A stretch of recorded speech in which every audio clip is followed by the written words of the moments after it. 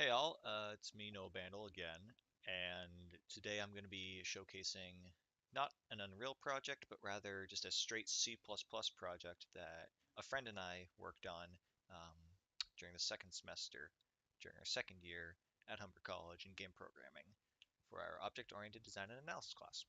So what this project is, um, it's essentially a mini game engine with a game attached to it. So we had to develop just a really simple game engine and make a really simple SDL game using said game engine. Uh, so I would flip through all our files, our headers and source files, and show you the code, but that's probably really boring. So instead, I'm just going to run it, and so you guys can see what happens.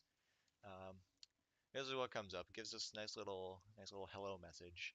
And I didn't mention what the game was, but it's a Space Invaders knockoff. I'll be honest, it's a knockoff. And instead of being vertical, it's all horizontal. And so the enemies are going to be flying in from the right hand side, and they're going to be shooting. I'm going to have to evade them, and I'm going to have to shoot back. The objective of the game is to survive for 30 seconds and just avoid getting hit by an enemy or a bullet. It's that simple.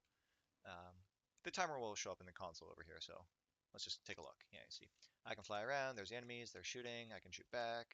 Oh, I killed one. You see, timer's ticking down. I'm at 20 seconds. Here comes another wave. Oh no, I died. Game closes. That easy. So that's what the game looks like. um, lots of files were worked on in the process. Um, we use GitHub to keep track, so actually I will leave a GitHub link in the description if you guys want to download the project and run it for yourselves. Very important to note, it's got to be run in x86, not x64. If it's x64, it won't run, right?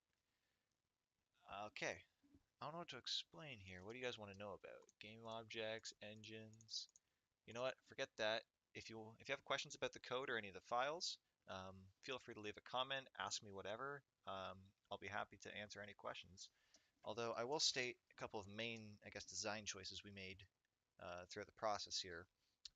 Things such as using singletons for our managers, scene and system. We've got a bunch of different systems. We only have currently one scene, which is the main scene, but we could flip through them, and that scene manager just kind of holds on to all of them and updates them, etc. So those are both singletons. And as for the game, instead of the engine, we used object pooling. So that object pooling was used to um, generate all of the enemies and all the bullets at the beginning of the game so that we can just kind of change their location and draw them on the screen as we need them instead of spawning them throughout the game and potentially slowing down the game that way. So those were the biggest two design choices we've made here. Um, what else was kind of cool? Um, I guess I would say that myself, I worked more on the engine side of things, while my friend worked on the actual game more than I did. He did all that object pooling. He made those enemies move on the screen and spawn in waves. Um, I just kind of pieced together the behind the scenes, so the engine, the systems, the managers, a timer even, so we could keep track of like delta time for updating. And I think that'll be everything I need to cover. Let's run it once more. Let's see if we can survive it. Survive a solid 30 seconds. I'm gonna not shoot. I'm gonna just try to evade them as best possible.